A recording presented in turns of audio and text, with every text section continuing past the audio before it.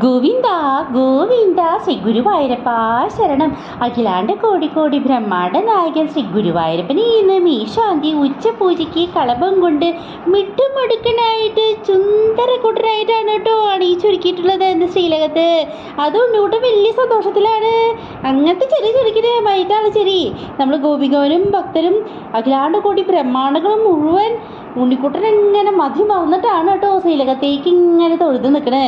അതും മുലമുട്ടുമാല ധരിച്ചിട്ടുണ്ട്, വളയമാല ധരിച്ചിട്ടുണ്ട്, കൈവളകൾ, തോടുവളകൾ, കാൽത്തളകളൊക്കെ ധരിച്ചിട്ടുണ്ട് കേട്ടോ. ഞാൻ ചന്തത്തിൽ ചാർത്തിയിട്ടുണ്ട്, പട്ടകോണം കൊടുത്തിട്ടുണ്ട്, കയ്യിൽ താമരപ്പും ഓടകളുണ്ട് കേട്ടോ.